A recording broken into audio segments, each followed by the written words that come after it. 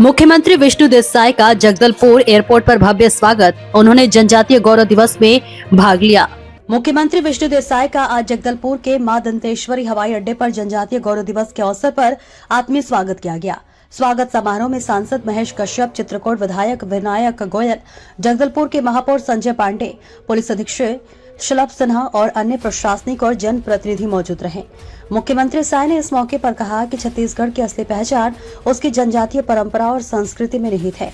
उन्होंने यह भी बताया कि उन्होंने जगदलपुर में धुरवा समुदाय के लोगों के बीच एक गहरापन और आत्मीयता महसूस की। इस जनजातीय गौरव दिवस के समारोह में उन्होंने जनजातियों के लिए सम्मान निधि की घोषणा की है, जिससे समुदायों को उनकी पहचान बनाए रखने और आर्थिक सशक्तिकरण में मदद मिलेगी। मुख्यमंत्री ने यह भी बताया कि सरकार न सिर्फ सांस्कृतिक संरक्षण पर ध्यान दे रही है, बल्कि जनजातीय इलाकों के विकास और उनकी कल्याण योजनाओं का भी व्यापक विस्तार कर रही है।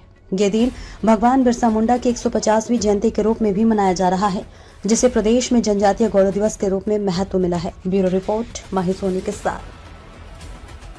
जनजातीय गौरव दिवस के रूप में पूरा देश मनाता है, तो आज समस्त छत्तीसगढ़ वासियों को जनजातीय गौरव दिवस की बहुत बहुत बधाई, शुभकामना और भगवान बिरसा मुंडा जी को नमन करते हैं। और आज पूरे प्रदेश में हर जिले में इसका आयोजन है और इस समारोह का समापन 20 नवंबर को सरगुजा अंबिकापुर की धरती में होना है और देश की महामहिम राष्ट्रपति महोदया श्रीमती द्रौपदी मुर्मू के कर कमलों से इस समारोह का समापन होगा। और आज हमारा सौभाग्य कि माँ दंतेश्वरी की इस पवित्र भूमि जगदलपुर के इस जनजातीय गौरव दिवस के समारोह में हम लोग शामिल हुए। साथ ही हमारे प्रदेश के मंत्री श्री केदार कश्यप जी, हमारे प्रदेश के अध्यक्ष श्री किरण देव जी, हमारे यहाँ के सांसद महेश कश्यप जी, विधायक विनायक गोयल जी और हमारे सभी संगठन के लोग और हमारे जनजातीय समाज के सभी वरिष्ठ जन, राजा राम तोड़ेम सहित सभी समाज के प्रमुख लोग और भारी संख्या में बस्तर से क्षेत्र से जनजातीय समाज के बंधुओं की उपस्थिति में संपन्न हो रहा है। सीएम साहब, जनजातीय समाज के लिए केंद्र और राज्य सरकार से एक अलग बजट बन रहा है, उनके उत्थान के लिए क्या योजना दी जा रही है? क्या खेल और पर्यटन से भी इन्हें जोड़ा जाएगा? खेल से भी जोड़ रहे हैं, उनकी संस्कृति से भी जोड़ रहे हैं। विकास का काम तो हो ही रहा है।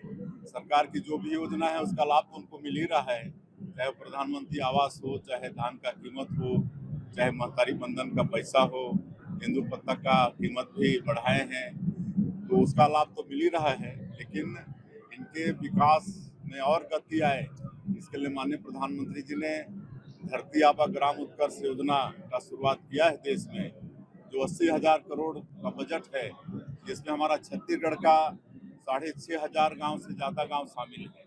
उसी तरह से जो विशेष पिछड़ी अनुसूचित जनजाति, जिसको पीवीडीजी बोलते हैं, ऐसे 5 जाति के लोग हमारे छत्तीसगढ़ में हैं और बस्तर क्षेत्र में हमारे अबुझमाड़ी और कमार भी हैं।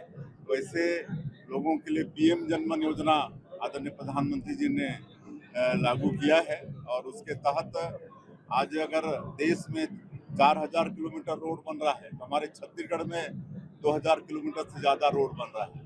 32,000 इनके लिए आवास स्वीकृत हुए हैं और 2 लाख रुपया पीएम आवास में इनको देते हैं और उनके यहाँ सड़क, बिजली, पानी सब कुछ की व्यवस्था इस योजना के माध्यम से हो रहा है।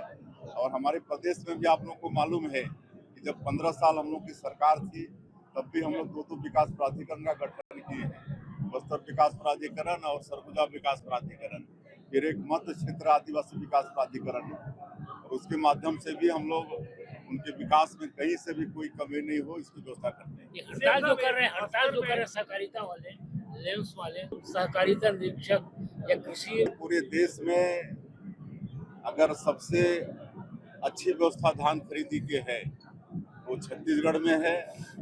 और मैं सभी लोगों को बोलना चाहूँगा कि इसमें कोई तरह का व्यवधान नहीं होगा। आज से पूरे छत्तीसगढ़ में धान खरीदी का शुभारंभ हो रहा है, हड़ताल भी खत्म होगा और कहीं से भी किसानों को धान बेचने में कोई तरह की दिक्कत नहीं आएगी।